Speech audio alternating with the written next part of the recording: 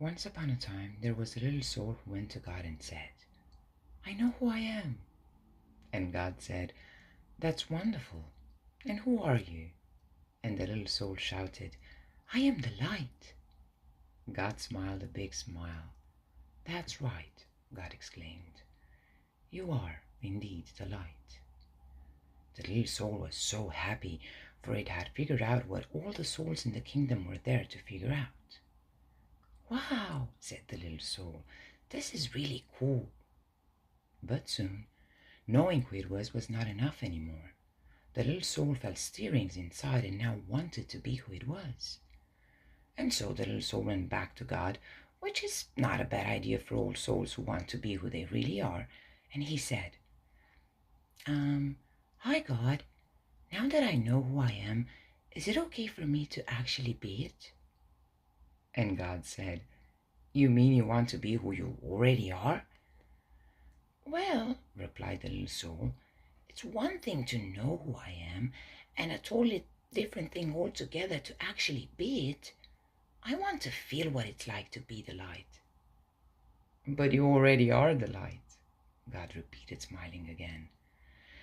"Yes, but I want to see what that feels like," cried the little soul. "Well," said God with a chuckle, "I suppose I should have known. You always were the adventurous one." Then God's expression changed. "There's only one thing." "What?" asked the little soul. "Well, there is nothing else but light. You see, I created nothing but what you are, and so there is no easy way for you to experience yourself as who you are, since there is nothing that you are not." "Huh?" said the little soul, who was now a little confused. "Think of it this way," said God. "You are like a candle in the sun. Oh, you're there all right, along with a million, gazillion other candles who make up the sun. And the sun would not be the sun without you. Nah, it would be a sun without one of its candles, and that would not be the sun at all, for it would not shine as brightly. Yet, how to know yourself as the light when you are amidst the light? That is the question." "Well," the little soul perked up, "you're God. Think of something." Once more God smiled. "I already have," God said. "Since you cannot see yourself as the light when you are the light, we'll surround you with darkness." "What's darkness?" the little soul asked. God replied, "It is that which you are not." "Will I be afraid of the dark?" cried the little soul. "Only if you choose to be," God answered. "There is nothing really to be afraid of, unless you decide that there is. You see, we are making it all up. We're pretending." "Oh," said the little soul, and felt better already. Then God explained that in order to experience anything at all, the exact opposite of it will appear. "It is a great gift," God said, "because without it you could not know what anything is like. You could not know warm without cold, up without down, fast without slow. You could not know left without right, here without there, now without then. And so," God concluded, "when you are surrounded with darkness, do not shake your fist and raise your voice and curse the darkness. Rather, be a light unto the darkness, and don't be mad about it. Then you will know who you really are, and all others will know too. Let your light shine so that everyone will know how special you are." "You mean it's okay to let others see how special I am?" asked the little soul. "Of course," God chuckled. "It is very okay. But remember, special does not mean better. Everybody is special, each in their own way. Yet many others have forgotten that. They will see that it is okay for them to be special only when you see that it is okay for you to be special." "Wow," said the little soul, dancing and skipping and laughing and jumping with joy. "I can be as special as I want to be." "Yes, and you can start right now," said God, who was dancing and skipping and laughing right along with the little soul. "What part of special do you want to be?" What part of special? The little soul repeated. I don't understand. Well, God explained, being the light is being special, and being special has a lot of parts to it. It is special to be kind, it is special to be gentle, it is special to be creative, it is special to be patient. Can you think of any other ways it is special to be? The little soul sat quietly for a moment. I can think of lots of ways to be special, the little soul then exclaimed. It is special to be helpful, it is special to be sharing, it is special to be friendly, it is special to be considerate of others. Yes, God agreed.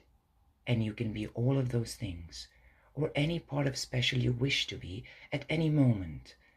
That's what it means to be the light. I know what I want to be. I know what I want to be, the little soul announced with great excitement. I want to be the part of special called forgiving. Is it special to be forgiving? Oh, yes, God assured the little soul. That is very special. Okay, said the little soul. That's what I want to be. I want to be forgiving. I want to experience myself as that. Good, said God. But there's one thing you should know. The little soul was becoming a little bit impatient now. It always seemed as though there was some complication. What is it? The little soul sighed. There is no one to forgive. No one? The little soul could hardly believe what has just been said. No one, God repeated. Everything I have made is perfect. There is not a single soul in all creation less perfect than you. Look around you. It was then that the little soul realized a large crowd has gathered. Souls had come from far and wide, from all over the kingdom, for the word had gone forth that the little soul was having this extraordinary conversation with God, and everyone wanted to hear what they were saying. Looking at the countless other souls gathered there, the little soul had to agree. None appeared less wonderful, less magnificent, or less perfect than the little soul itself. Such was the wonder of the souls gathered around, and so bright was their light, that the little soul could scarcely gaze upon them. Who, then, to forgive? Asked God.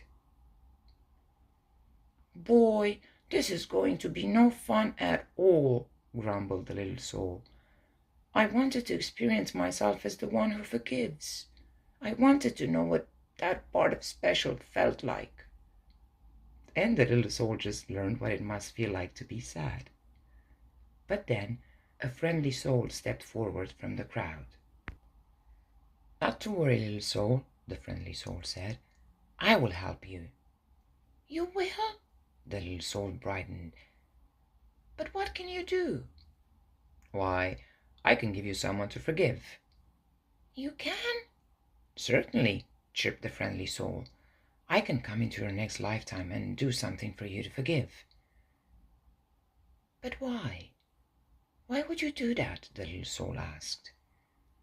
You, who are a being of such utter perfection, you, who vibrate with such a speed that it creates a light so bright that I can hardly gaze upon you. What could cause you to want to slow down your vibration to such a speed that your bright light would become dark and dense? What could cause you, who are so light that you dance upon the stars and move through the kingdom with the speed of your thought, to come into my life and make yourself so heavy that you could do this bad thing? Simple, the friendly soul said. I would do it because I love you. The little soul seemed surprised at the answer. Don't be so amazed, said the friendly soul. You have done the same thing for me. Don't you remember? Oh, we have danced together, you and I, many times. Through the eons and across all ages have we danced. Across all time and in many places have we played together. You just don't remember. We have both been all of it. We have been the up and the down of it, the left and the right of it. We have been the here and the there of it, the now and the then. We have been the male and the female, the good and the bad. We have both been the victim and the villain of it. Thus have we come together, you and I, many times before, each bringing to the other the exact and perfect opportunity to express and to experience who we really are. And so, the friendly soul explained further, I will come into your next lifetime and be the bad one this time.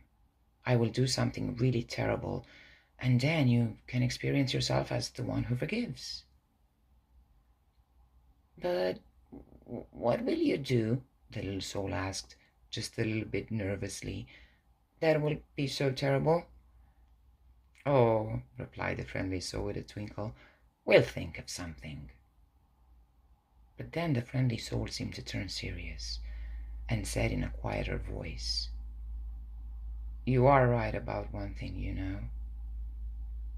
What is that? The little soul wanted to know.